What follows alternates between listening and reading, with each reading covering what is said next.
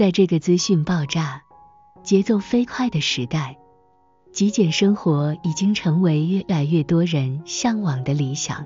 但一提到极简，很多人脑海里浮现的却是那种冷冰冰的画面，空荡荡的客厅，一排一模一样的黑白衣服，舍弃一切情感连结，甚至连一件小物件都不留。这种极端式极简让不少人退却，觉得自己做不到，觉得极简是某种只有少数人才能坚持的苦行僧生活。但其实真正能够长久维持的极简是温柔的，是有弹性的，是可以为自己量身打造的。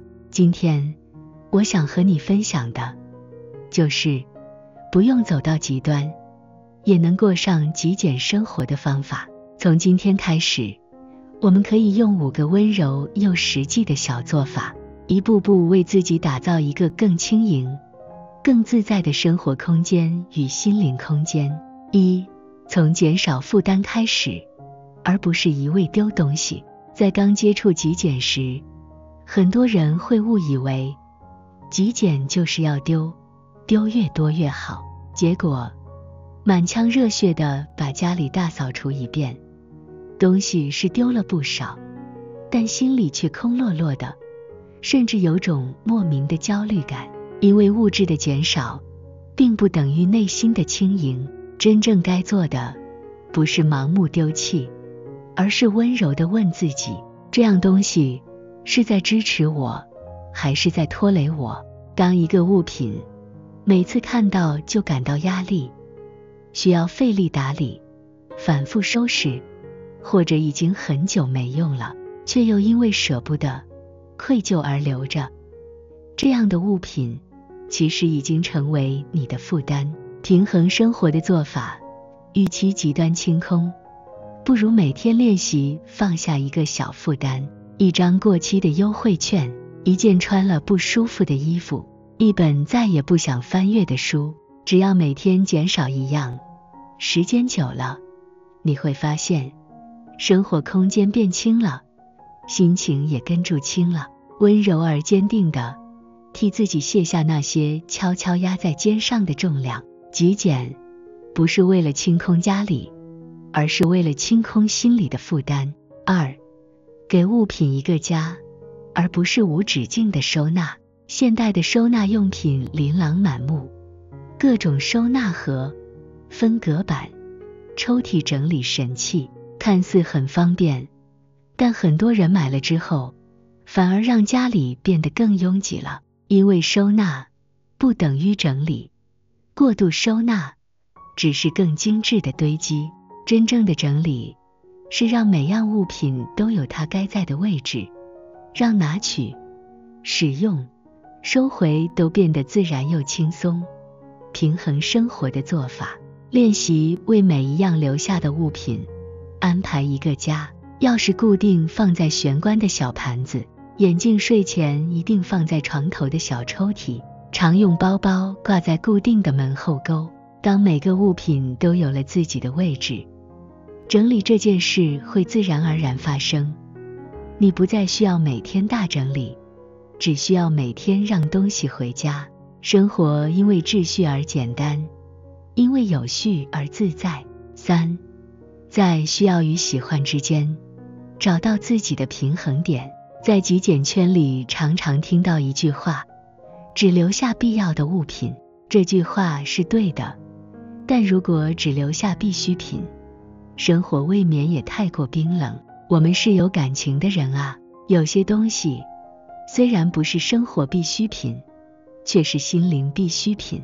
一幅挂在墙上的画作，一本小时候读过的故事书，一个旅行时带回来的小纪念品，这些东西可能在别人眼里没什么意义，但对你来说却是一段美好回忆，一种情感连结。平衡生活的做法，设定一个简单比例，80%的空间留给真正需要的物品，20%的空间留给让你微笑的小幸福。这样的平衡既让你的生活保持简洁，又让心灵拥有温暖。极简不是剥夺，而是精选，是替自己的生活留下最有意义、最能带来滋养的东西。4. 用增值思维取代购物惯性。很多时候，我们购物并不是因为需要，而是因为无聊、焦虑，想要逃避现实压力。买东西的那一瞬间，确实会感觉到短暂的快乐，但这种快乐很快就消失了，留下的只是更多的物品与更多的空虚。想要真正摆脱这种无止境的购物惯性，需要一个关键的心态转换。这件东西能让我的生活真正增值吗？平衡生活的做法。每次想买东西前，给自己这样一个小检查：这个东西能让我工作更高效吗？能让我的生活品质更好吗？能帮助我成长吗？能真正带来持久的快乐吗？如果答案是肯定的，那就放心的买。如果只是因为一时心情不好，那么也许更好的选择是去散步，听一首音乐，给朋友打一通电话。当你把消费从填补空虚转换成让生活升级，你的每一笔花费都会变成真正的价值投资。5. 给自己的生活节奏留白，而不是塞满每一个空格。在这个时代，忙碌几乎成了一种美德，行程表上密密麻麻的待办事项成了某种证明自己努力的象征。但忙碌并不等于有意义，真正有意义的生活是有余裕的，是有空间喘息与感受的。平衡生活的做法。给自己的时间表留下一点刻意的留白，每周设定至少一个空白的半天，不安排任何工作或聚会。每天给自己30分钟无目的的时间，可以发呆、看云、泡茶、写日记。这些留白的时光会让你重新连接自己，找到生活的节奏与内心的平静。极简不只是物质的简化，也是时间与心灵的减负，让自己拥有选择空白的自由，而不是被行程追着跑的人生。极简从来不是减少，是让自己更完整。很多人在刚开始接触极简生活的时候，心里多少会有点害怕，害怕丢掉了重要的东西，害怕错过什么，害怕自己会后悔。这种害怕是正常的，因为我们从小被教导要努力拥有，努力累积，似乎只有拥有的越多，才是成功，才是安全。